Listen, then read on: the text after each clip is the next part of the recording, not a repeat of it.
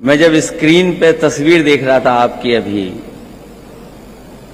जो आपकी लाल लाल टोपी मुझे नजर आ रही थी, अनार के दाने। जब भी तस्वीर आएगी तो आप देखो कैसे आप लोग दिखाई दे रहे हैं, और पिछले इतने घंटों से आप लोग सीख रहे हैं। मुझे उम्मीद है कि जो वक्ताओं ने बात रखी है, पूरी ईमानदारी से आप अपने दिल और दिमाग में रखेंगे, और पार्टी कैसे मजबूत होगी उनकी राय को लेकर के जमीन तक आप पहुंचाने का काम करेंगे।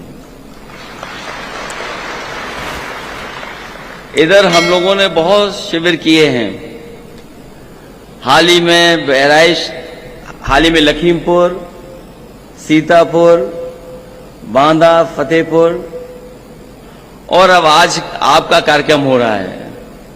होने को ये 2 दिन का होना था, लेकिन एक ही दिन में बदल गया। एक दिन में इतना लंबा शिविर मैं समझता हूं कहीं नहीं चला होगा जो आपके फिरोजाबाद में चल रहा है।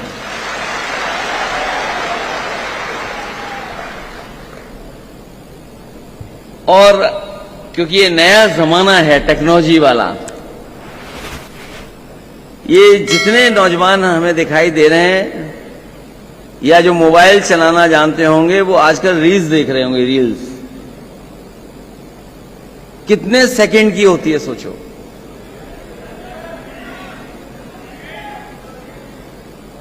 वो इसीलिए कम सेकंड की रखी जाती है कि अगर अच्छी नहीं है तो एकदम,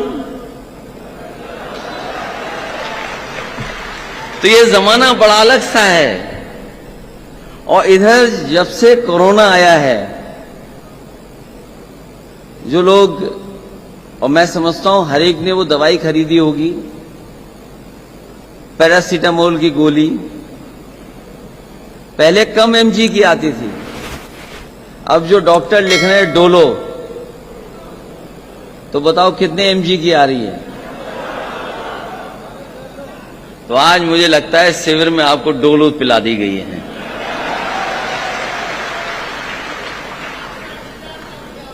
और मैं मंच पे देख रहा था, और आपको जब मैं देखता हूं तो यहां बहुत सारे नेता कार्यकर्ता वो हैं जिन्होंने कभी आदरणीय रामजी राज सुमन जी को जिताया। बहुत से लोग हैं यहां मुझे वो कार्यकर्ता भी दिखाई दे रहे हैं जिन्होंने हमारे साथ साइकिल भी चलाई, नॉमिनेशन भी कराया, और चुनाव भी लड़ाया और जिताया।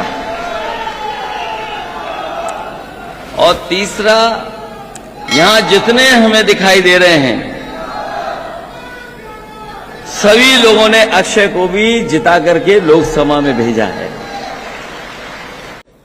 फिरोजाबाद के लोग 6-7 घंटे बैठ जाएं तो सोचिए रिजल्ट न जाने क्या होगा अगली बार।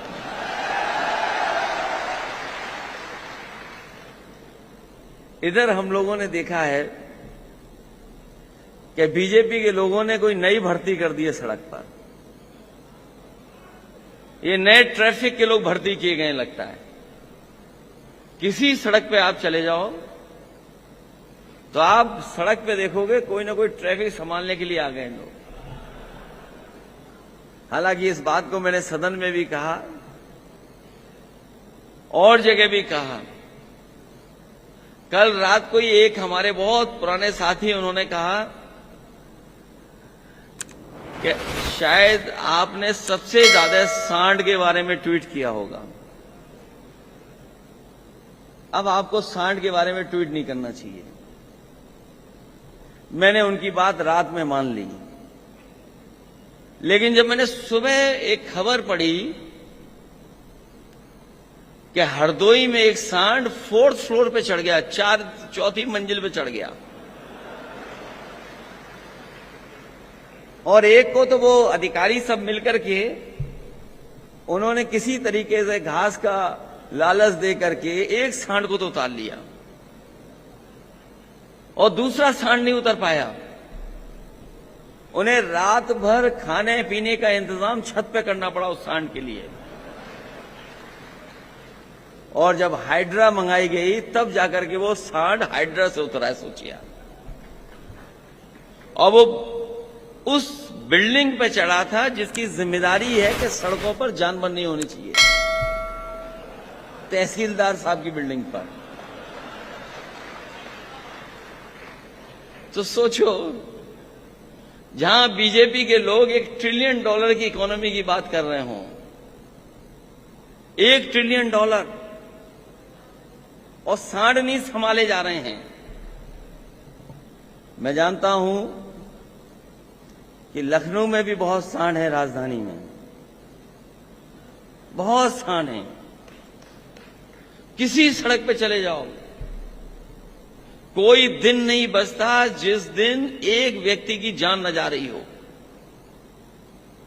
चाहे एक्सीडेंट से, और चाहे किसान गरीब अगर खेत में कर रहा है, अगर कोई परिस्थिति बनी तो वहां ही जान उसकी चली गई।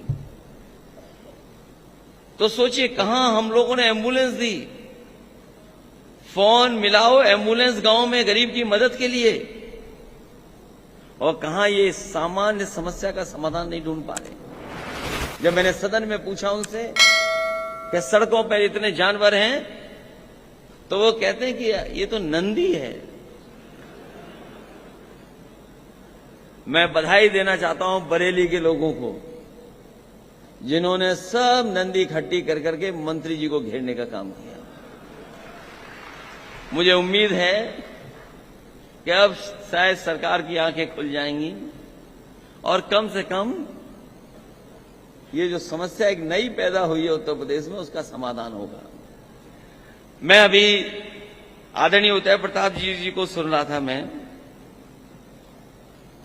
वो नेताजी के बारे में, और नेताजी के साथ न जाने कितना लंबा समय रहा है उनका। जिस जगह नेताजी ने कभी काम किया, आसपास के लोगों से पूछो, गरीब के लोगों से पूछो कि वो नेताजी के बारे में क्या सोचते हैं, क्या समझ रखते हैं। हम पॉलिटिकल लोग हैं,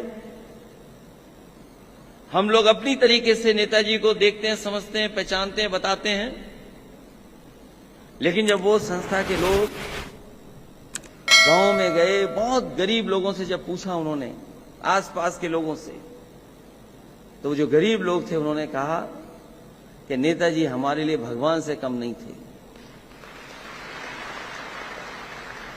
और सच्चाई भी है, उन्होंने तमाम बातें बताई कि नेताजी ने क्या क्या किया है क्षेत्र में।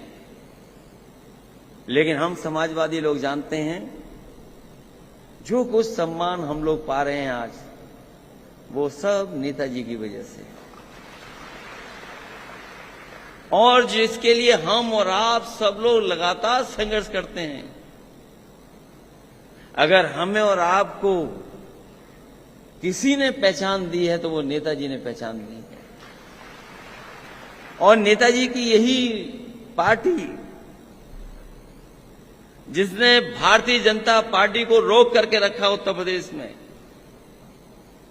न जाने कब उत्तर प्रदेश में भारतीय जनता पार्टी आ जाती, वो नेताजी की ताकत थी कि लगातार वो लड़ते रहे, लगातार वो रास्ता अपनाते रहे संघर्ष का, और मुकाबला किया कि उत्तर प्रदेश में भारतीय जनता पार्टी नहीं आ पाई।